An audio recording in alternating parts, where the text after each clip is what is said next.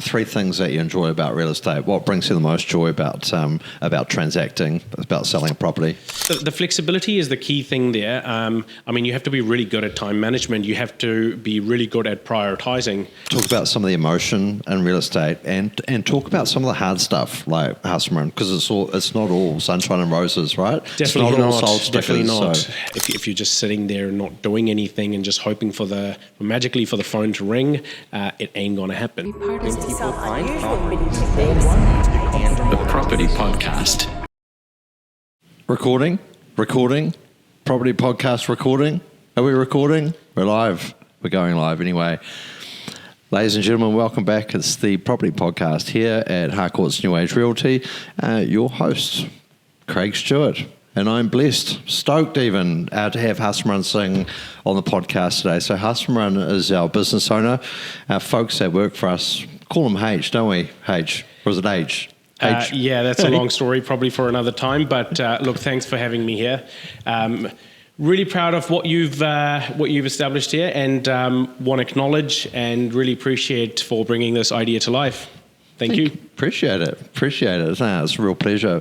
We're going to have a bit of a chat today just about our business here at Harcourts New Age Realty and what we're doing different. And as well, we're going to have a bit of a catch up and talk about why getting into real estate could be a very compelling choice for someone that's looking perhaps for something different. Correct. Isn't that right? Absolutely.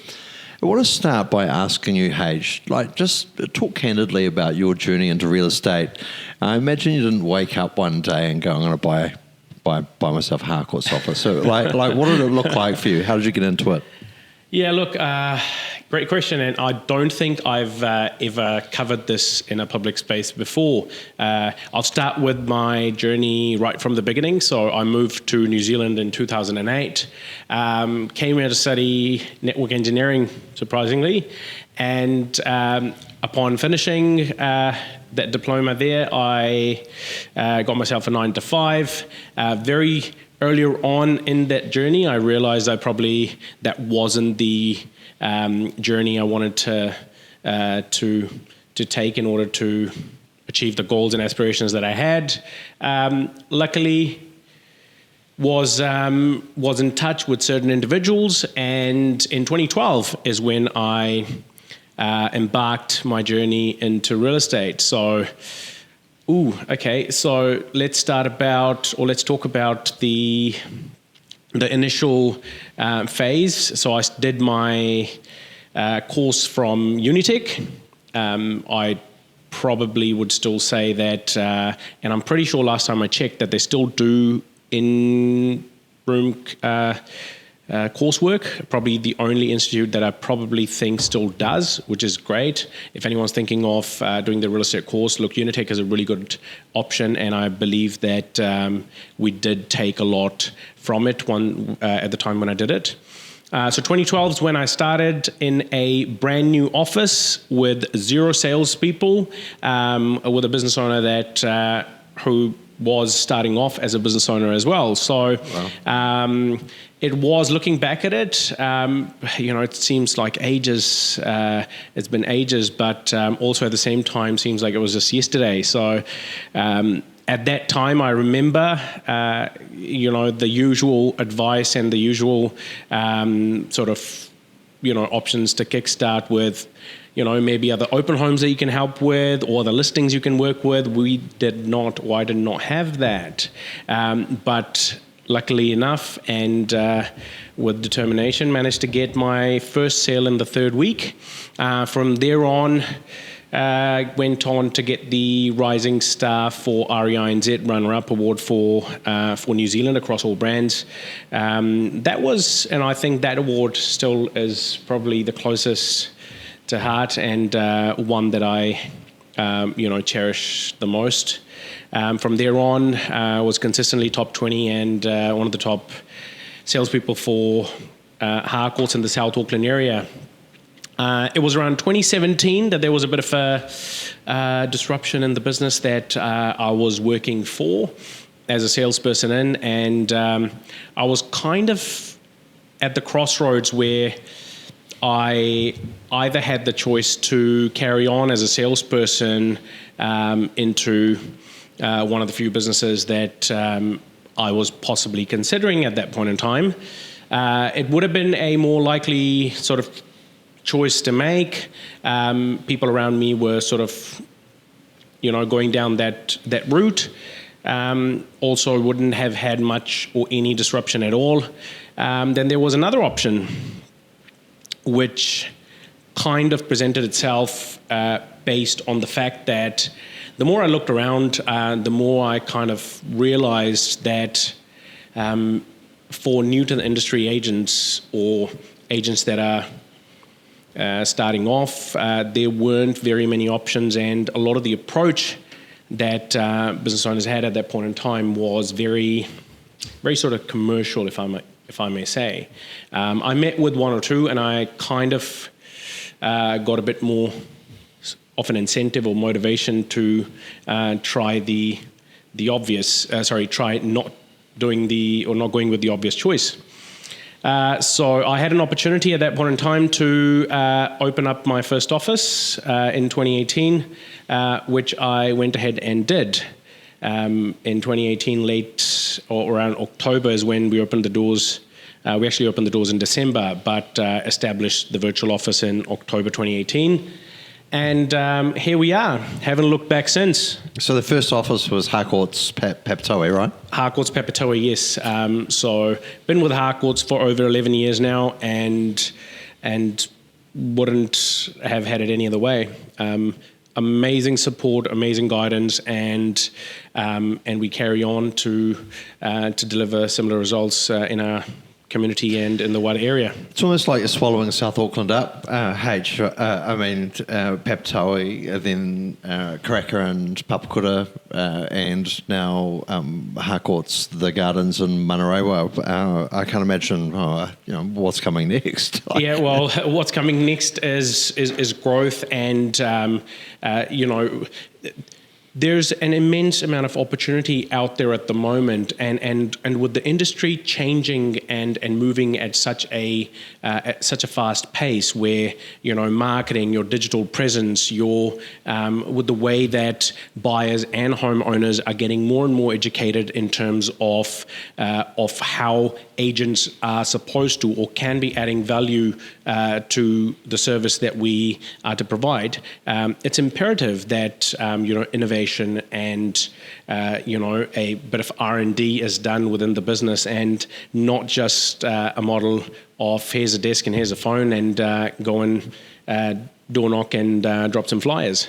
So there's a lot more that's happening in the background. There's a lot more that agents are having to do, agents are needing to do in order to take their business to the next level. Yeah. So Harsimran, dial it back just a tad for me. Why real estate? If someone's watching this thinking about, I've always thought about being a real estate agent. I like property. It looks cool. They drive nice cars. It sounds like they make a bit of money. Like, it's not all about that. So talk to me about why real estate is a compelling choice. Look, it's one of the key factors, and real estate is really an interesting choice and really a rewarding one. When you think of scaling your business from pretty much next to nothing, or from zero into a multi-million-dollar business, and very few career choices sort of offer that potential, right?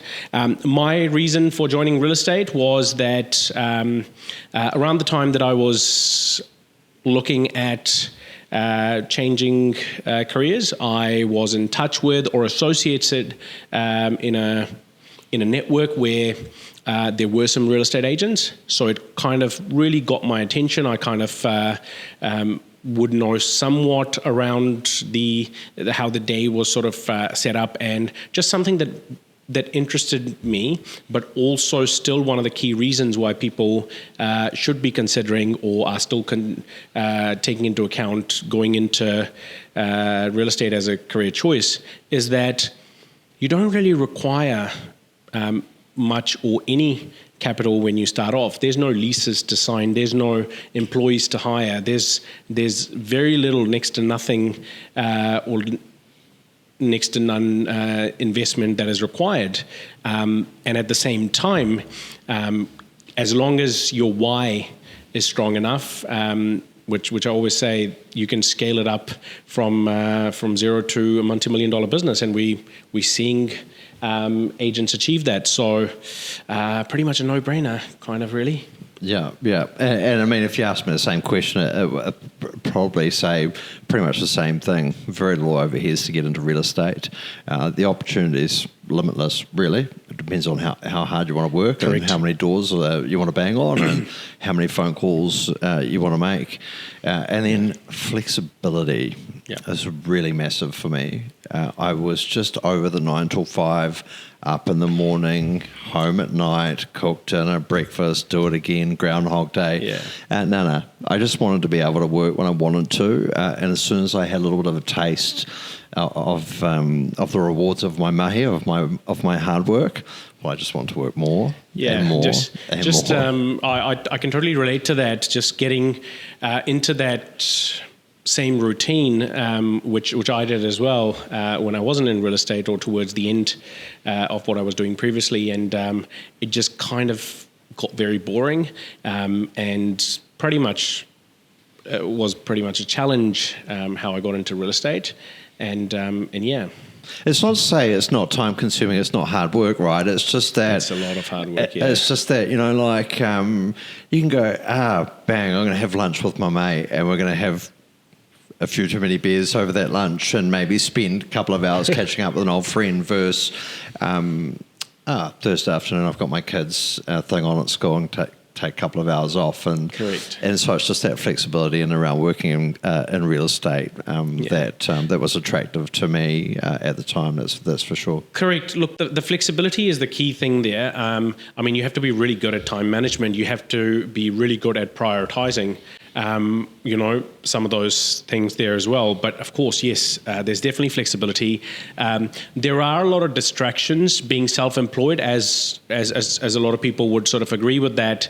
At the same time, given that you yourself are accountable for your growth and for the results that you then get from your commitment, and I've mentioned this before as well, is you need to have a strong why.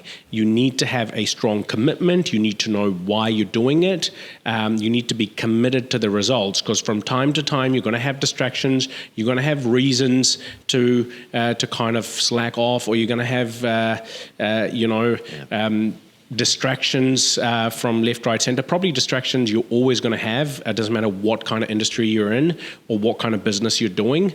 But if your why is strong, then I guess in the right sort of environment, or I'm pretty confident to say that in our environment, we can show you how. And we'll talk about those systems, processes, and habits, and how we assist in forming those good habits that see our agents through to achieving their why. But give us a couple of examples of some of the whys that you see with people joining real estate, like, I don't know, imagine, like helping the kids get through the school that you want them to go to, buying the house of your dreams. Like, what else? Yeah, look, scalability is one of the key reasons, and being in a commission-based environment. I mean, I've had various different people join for different reasons. Certain people, like, I'll give you an example. We've got one of our agents that was on a pretty decent salary package, and his role that he was in previously was well paid, plus a sort of a commission structure was involved as well. But in conversations leading up to him making the decision to make the career change, was that his commission was capped. So it doesn't matter how hard that person worked, doesn't matter how many hours the person put, doesn't matter if they were still working from home, if they were sick, or whatever sort of length he went to, he was going to be capped at at the number of or what he was going to make. And that's one key aspect that a lot of people that we have discussions with, or the reasons why people want to sort of get into real estate. Of course, it's no easy work, and nothing's easy. I mean, you have to put in the hard yards. You have to be determined. You have to have a strong mindset and be able to, deal with and get over the distractions that you get from time to time. But yes, of course, the rewards part is definitely something that is one of the key reasons why people sort of get into real estate. The other thing also is, of course, I talked a little bit about having a why. I mean, some people have asked me, what's your why? And I say, well, why not? And I can elaborate on that, but probably for another time. But it's very important to understand. I mean, yes, of course, if you ask anyone, do you want to be a millionaire? And most of the people, or pretty much everyone, would say yes. But then you'd say, okay, well, how about we have a meeting at 5:00? Oh, but I've got to catch up with someone, or I've got that commitment and that. So really, everyone sort of sold or committed to the idea, just not everyone's committed to actually doing it. It's like, do I want to learn skiing, or do I want to be able to ski? Yes. Am I going to actually go and get some lessons? No.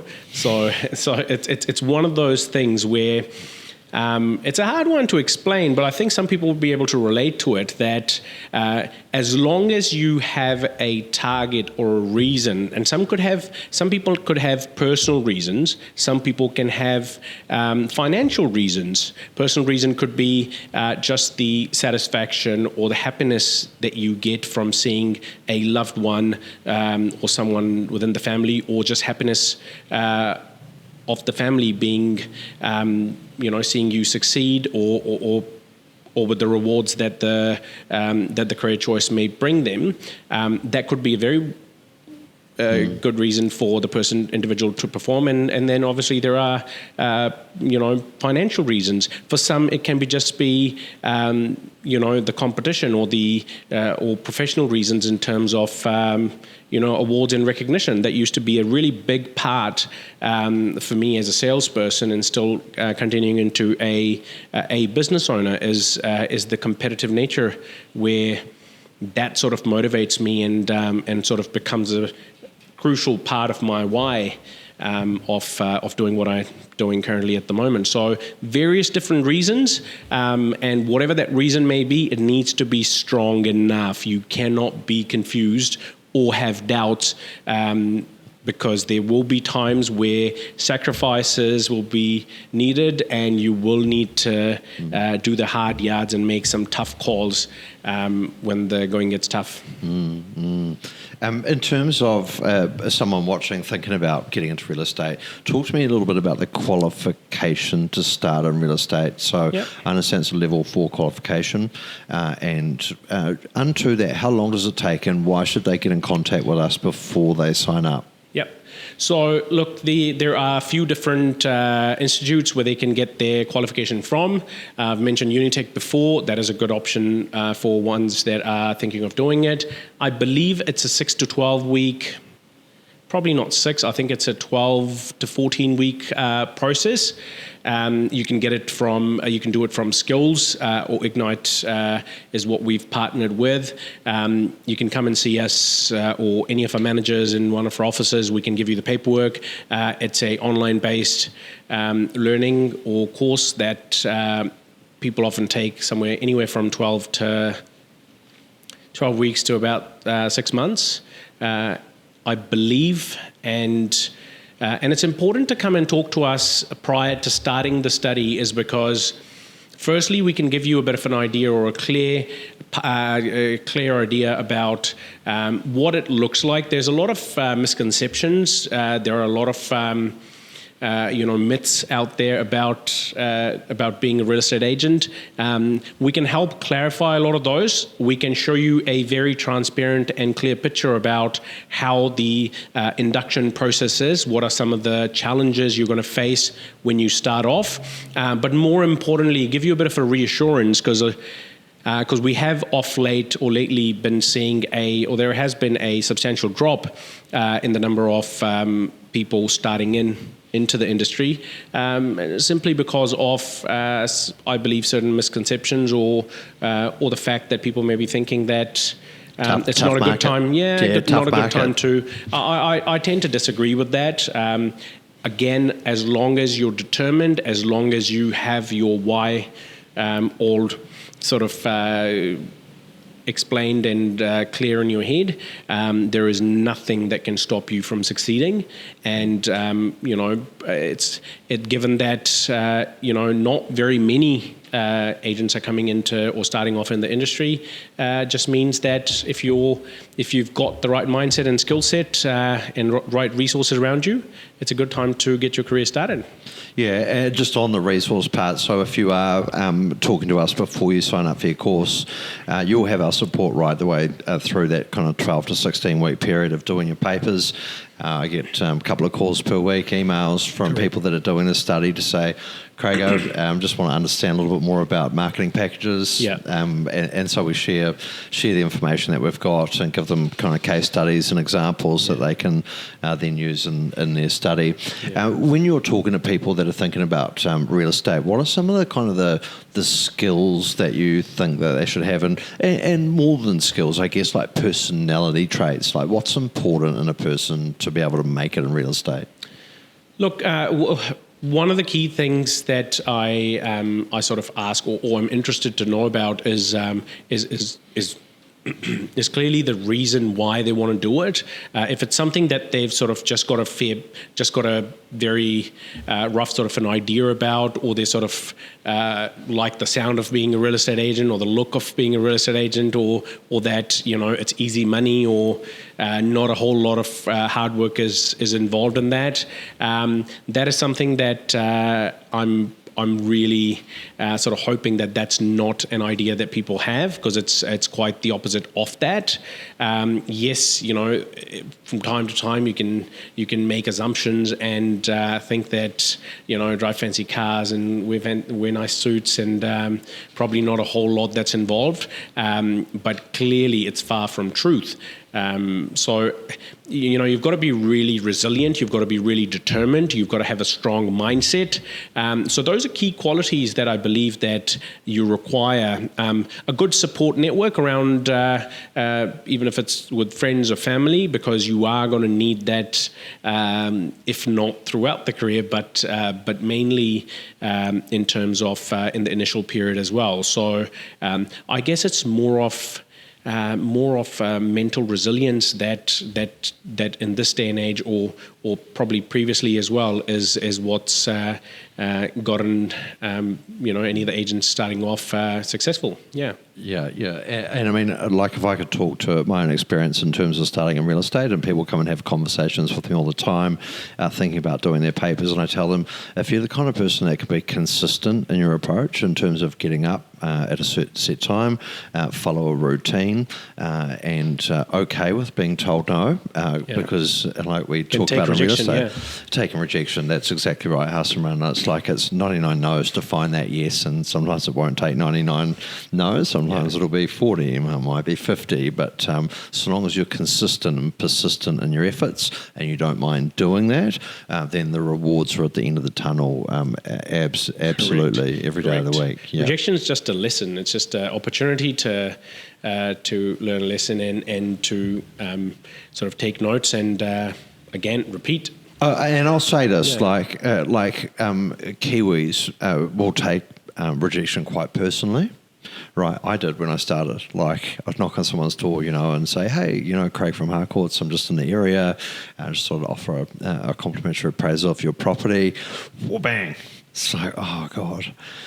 Oh, gosh. That's that walk back to the car. It's like I wouldn't knock on any more doors, but now I'm quite thick-skinned about it. So, and so I would say, if you are thick-skinned and don't mind having a couple of people say, not the right time, you understand it's nothing personal, and it's one step closer to finding someone that will say, "Hey, come in for a cup of tea." Yeah, and look, you are only going to get that if you are doing something. I mean, it's if you're just sitting there and not doing anything and just hoping magically for the phone to ring, it ain't going to happen. So, rejection's also part of a process of growth. So you need to be a bit thick-skinned for that. Yeah, I think that's what we do quite well in our business. Is that when I started, there's a thing we say, fake it till you make it, right? Yeah. And people can smell confidence on someone else, and so I think we do it really well in that we've got so many good trainers in our business. Yeah. From yourself to Glenna Shirley to Aaron Davis, our auctioneer, that will impart the lines and the dialogues that you can use to be able to get your foot in the door and have meaningful conversations, so you're able to build a business quite quickly. And let's just talk about how long it takes to build business. I think you were quite lucky to be able to get a sale in your first 3 weeks. How long does it generally take for someone thinking about joining? How much in the way of saving should they have in a bank? And when can they expect perhaps to make their first sale? Yeah, look, a really good question. And the key here is that, some people have made their first sale within the first couple of days. Some people, it's taken a couple of months. Some people have taken a wee while to just adjust the way that they are processing or getting accustomed or used to the self-employed, commission-based kind of environment which really real estate is. So, ideally, if you are upskilling yourself, sales and real estate sales, given the value of transaction, and given that the product here that we're dealing with is probably in most cases one of the biggest assets that people have. Your confidence that you just mentioned before, I guess that's a clear byproduct of knowing what you're saying, knowing or having the skill sets to deliver the results. So it's key that you're partaking in the training. You've got a good system around you, and look, based on that, I reckon about 3 months is a reasonable time for you to get your first sale. In some cases, it has taken longer than that. But what we've noted in those time is that there has been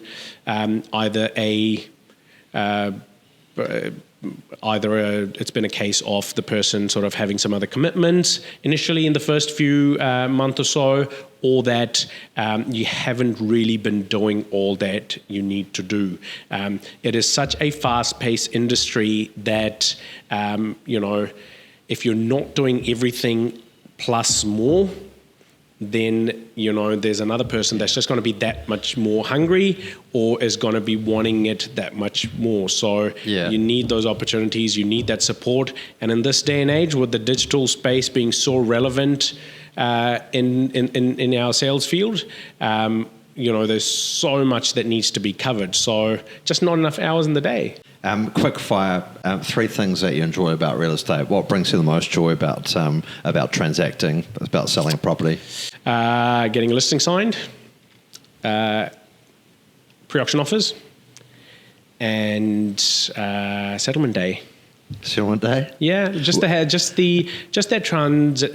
transition of for whatever reason the owners are selling for, you can, if they're relocating, if they're moving into a big another house, and that just that feeling of satisfaction when you know that the job's well done. I see certain people getting a lot, or sort of enjoying the unconditional part a lot more, probably because obviously you kind of the transaction eventuates into a commission at that point in time. But more importantly, settlement day is what brings me the most happiness, because that's when anything that could go wrong is you're past that, and happy days in most cases. Yeah. Righto. So another quick fire then. Yeah. Talk about some of the emotion in real estate, and talk about some of the hard stuff, like Harsimran, because it's not all sunshine and roses, right? Definitely all sold stickers, definitely not. So. And we're seeing this currently at the moment as well. Look, it gets quite difficult at time, and And when a lot of this responsibility and when a lot of these problems that people from time to time face, currently we're seeing a lot of people hurting with the current economic environment out there at the moment, high interest rates and whatnot. You often walk into a situation where people are sort of either running out of time or are, for whatever reason, they're quite in a bit of a fix.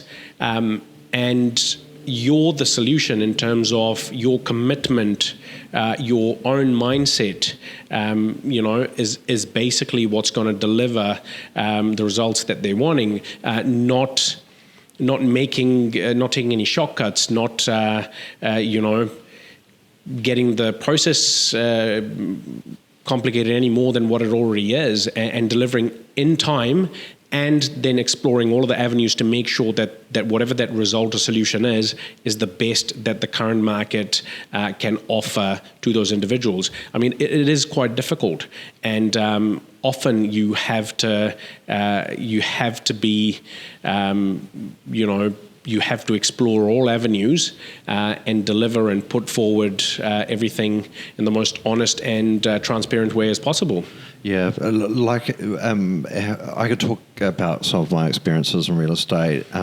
Dealing with family members where they're selling an estate of a loved one that's passed. That's hard. Yeah. That's super hard. Absolutely. And it's your duty to offer facts and support and guidance in those situations.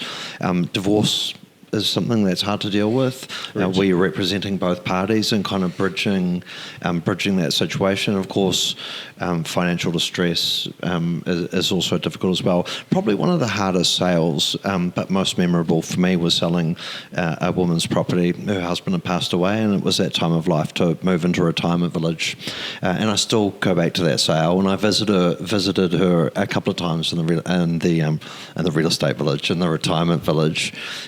There's some real hard spots to deal with in real estate, but actually they become the most touching and memorable. Correct. Yeah. This is one of the real estate myths. Like, you cannot take the emotion out of the transaction. There's a lot more that goes on and is involved in being a real estate agent, delivering the results, and at the same time understanding and having the empathy to people's situations, and then working alongside. And at times, it may not necessarily, be the best outcome for you, like in certain situations where, and quite often in many situations, I've walked away sort of suggesting that they probably don't sell, which may be the best solution or best outcome for them at that point in time. And you do that, and you make clients for life, because at some point, or whenever they do decide to, and it's favorable for them to, then that's what the situation is. I think about a year ago, I met with these clients of mine that had very little to no mortgage on their own, on an investment property, which is a home and income property, really well presented, and I've known them and transacted with them for a few transactions as well. But however, they had some mortgage on their own house. Given the environment and increase in interest rates, they were a bit sort of worried and unsure about how things are going to fold, and sort of were a bit confused but sort of wanted to sell. I, at that point in time, believed that it probably wasn't necessary or, a situation where they probably should, given and having a chat with them at length about the future plans. And I got that call a few months back, have stayed in touch with them since, and had some follow-up conversations as well. And they really thanked me for that advice and my assessment on from there. Hey, no financial advisor or none of that sort of advice was given, but just from a real estate point of view, it was a really good decision for them. Mm-hmm. Factual advice, and sometimes it's not easy to deliver bad news. So just talk to me about how you help agents to sometimes deliver news that owners don't want to hear. Yeah, look, agents kind of get themselves quite a few times quite regularly in a bit of a fix by delivering the not so good news in a way that they should probably not. I mean, we have to be transparent and honest about facts, about information that relates to the sale of the property. It is very important, and I know that emotions can be high, and either maybe a time deadline or for whatever reason. We just cannot rush through that. We have to understand the mindset. You have to understand the whole situation. We've got to assess it. We've got to understand the emotional state the individuals may be, and deliver it in the best way possible. In terms of our company, what we tend to do is any of the situations where we understand that the situation may be a little bit complicated for various different reasons, our managers or myself are involved right from the first step, so that we can offer that experience and knowledge and help delivering some of that, news, good or bad or indifferent, in a way that is sort of can be best told. Let's test your company knowledge there, boss, because you just touched on one of those 5 pillars that form the Harcourts Promise that really set Harcourts out as a performance player in the marketplace, regular review meetings. Correct. Right. And managers will be involved in those. So, yes. Weekly review meetings is part of company policy, and managers are very actively involved in that. That also helps us, to bridge that gap between from the time of signing up the listing to the time that the property is sold. There's a lot that can change. There's a lot that needs to be told. There's a lot that needs to be updated, given the current environment. Some of those facts may not go down as well. So with having those managers in there, that helps us stay on top of accountability for the agents, but also for our clients to pretty much see that that we're staying on top of capturing the length and width of the market. Another one of the pillars of the Harcourts Promise, Harsimran, is, and I find this interesting because it's surprising how many times agents will take a verbal offer to the owner. So all offers in writing. Why is that important? Well, let me tell you that any verbal offers that agents would take is probably the quickest way to get you into that zone of lost credibility. So we found this from time to time, and that, written offers, firstly, that's a legal obligation that you must present all written offers. Any offers that may be verbal, and not all purchasers are sort of familiar and aware of how the process really works, especially first home buyers, to make sure that for the best outcome for our clients as well, that we put forward and insist on any offers and all offers to be presented in writing. So verbal offers, a big no-no on from our end. There may be times where feedback's passed, but really how reliable and how transparent that feedback is always going to be a question mark. Don't put yourself in that zone of lost credibility. So stay as honest and transparent as you can, and get all offers in writing. If you want to know what the other 3 pillars of the Harcourts Promise are, give us a call. We'll have a chat. Happy to make you a coffee at one of the coffee machines in one of our offices. Harsimran, Harcourts New Age are premium on-site auction operators. In fact, we're premium auction operators, full stop. One thing I'm proud of is that we haven't grown to a size like some of our competitors in the marketplace, where they're really hard-pressed to run an on-site auction. They kind of stack a whole lot of auctions in rooms. Yeah. Talk to us about the recent auction we had around the corner here, and specifically, how long did that auction take? It wasn't a short auction.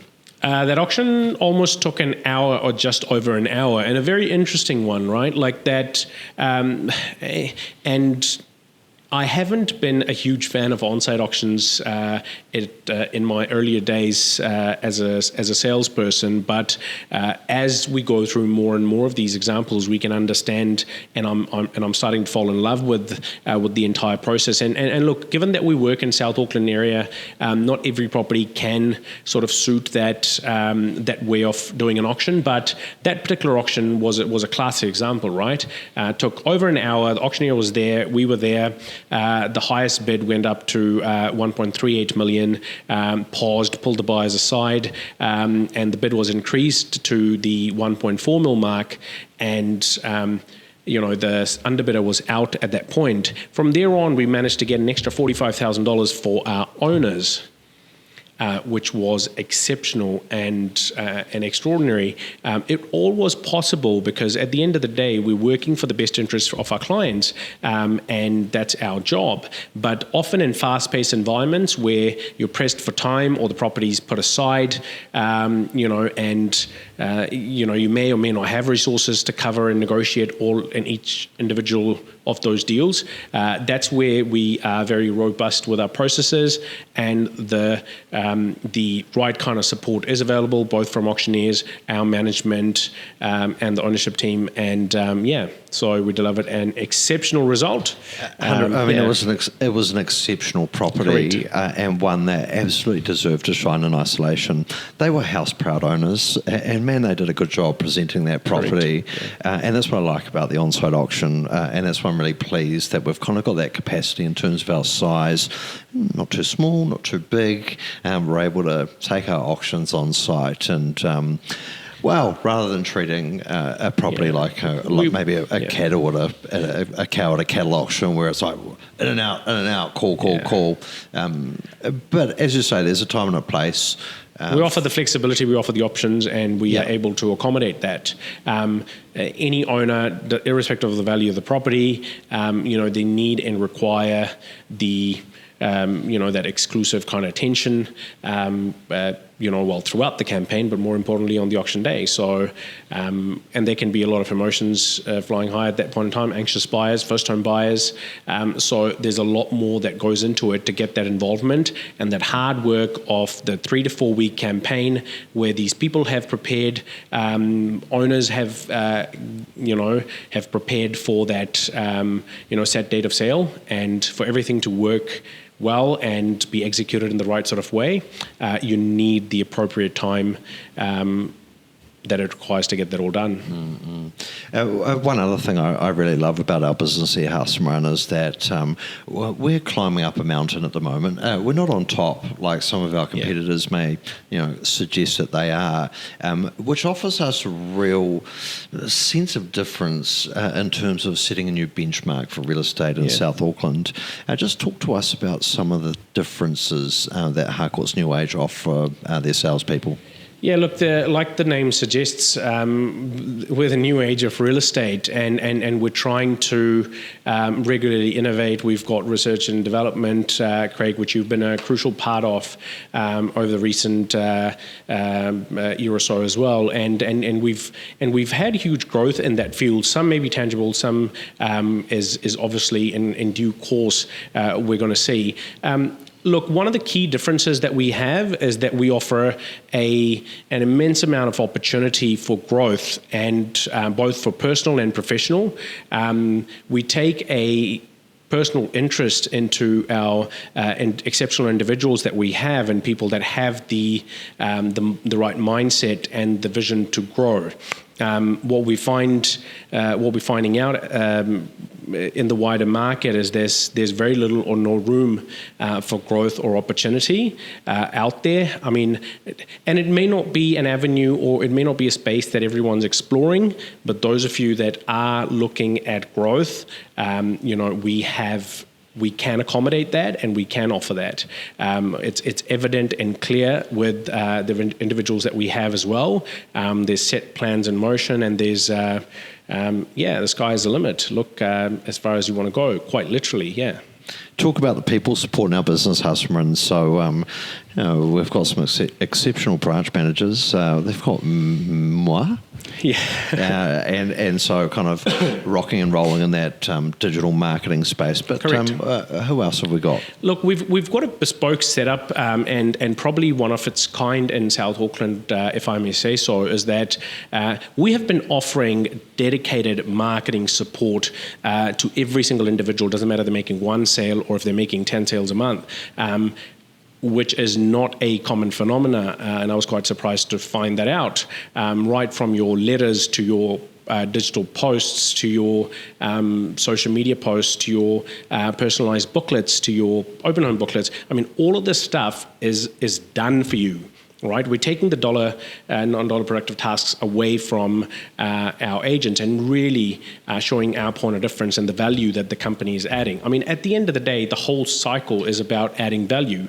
The company's got to add value to the agents. The agent's got to add value to the clients or the owners. And I mean, that's what people are sort of looking for. Over recent times, the relevance of the digital space, the need or the the inevitable transition into having your presence in that space, may it be either on Google or SEO management or your digital lead generation on your social media channels and that. We saw that a lot more. I mean, I don't know if there's anyone that's not doing it these days, but majority of the industry sort of exploring and going through external avenues, which there's a huge discrepancy and a difference in price, and you can't really realistically point out or come to a conclusion of what works and what doesn't. It's quite often a trial and error kind of a process which requires thousands of dollars. We have an in-house support for that lead generation, and majority of the team are utilizing that and have successfully established a strong presence in that field as well. And I doubt if there's anyone that's offering that kind of level of support or assistance out there. So look, we are on a regular figuring out ways and trying to incorporate things that we can do to add value, and not to mention our exceptional videographer, director of photography, if I may say. Director of photography. That's also available in-house for content and various other services that we need. I mean, video content is what's sort of in trend. I thank you for the kind words about my efforts in the digital marketing space. It's an interesting space to work in, actually, and it has been significant learnings for myself over the past couple of years, working both in real estate and a couple of other industries in and around marketing via the Meta platform, via Google, and I can say it surprises me how many companies aren't leveraging Meta's Pixel. If you're running ads in 2024 for your owners, for yourself, and your company doesn't have a Pixel-enabled website, man, you've got to come and talk to me. It's incredibly important. It'll drive the cost to convert down, and it'll increase your conversions drastically. And further to that, I would say that I wouldn't have been able to do this without kind of the backing and support of Harcourts. It's the biggest real estate brand in New Zealand and absolutely Australasia. In New Zealand, it is the largest real estate brand. I mean, the top salesperson across all brands for New Zealand for a number of years now has been from Harcourts. So there's a strong presence, and we're slowly but surely building our presence out in South Auckland as well, and we will get there. It's just a matter of time. The key here, and a strong message that I want to send to anyone that is currently in real estate is kind of finding it hard to sort of get established, or just finding it hard to get to the next level, is lacking that support and guidance. Look, we're running a tight ship here where we've got the resources, we've got the support. If you're still busy spending time on designing your ads or designing your posts for your digital social media channels, or if you are busy outsourcing your lead generation, your SEO performance and that, please note that we offer these services in-house, and we do a really good job at it. So if you're looking for a change, if you're looking for that support and guidance, if you're looking for a company that can add value to your business, then you need to get in touch with us. Where can people get in contact with you, Harsimran? Well, they can pop into any of the offices or give me a call on 021 305 351 or flick me a text. Look, we understand that any of these conversations or discussions, either you're in the industry or you're not, it's a gradual process. There's a transition that's required, and in a lot of the cases, you may not be looking at moving or making that transition immediately. What you would possibly be wanting to know is just be interested in to understand how some of this business or how we're running our business and what sort of value we can add. So I guess start with that conversation. Give us a call, find out about what we're doing and how we can add value to your business. And if that works for you and if all sounds good, then we can take it further. 100%, and you're welcome to give me a call. I'm all about the Harcourts values. We're very much a family-focused business. I mean, we'll get Ange to put up some video of me bowling the other night at our Bowlerama event. Man, I cleaned up. I came first. I don't want to brag. But hey, we'll also get Ange to put on the screen the Harcourts values. It's all about being courageous. It's about having a bit of fun and laughter, isn't it? And of course, for us, it's about doing the right thing. Absolutely. Give me a call, Craig Stewart, 021 190 1763. That was the third instalment of our podcast, and we're having a bit of fun, and we've got some good guests coming up. So catching up with Aaron Davis, notably one of New Zealand's best auctioneers. He'll be on the show very shortly. And then we're going to be catching up with a couple of our agents that have been with the company for 20 years. And so stay tuned for that. You're going to see and hear from people that have seen every kind of real estate market, buyers, sellers, to balanced markets that saw through their careers during the GFC back in 2008. Stay tuned. But hey, thanks for watching. Take care.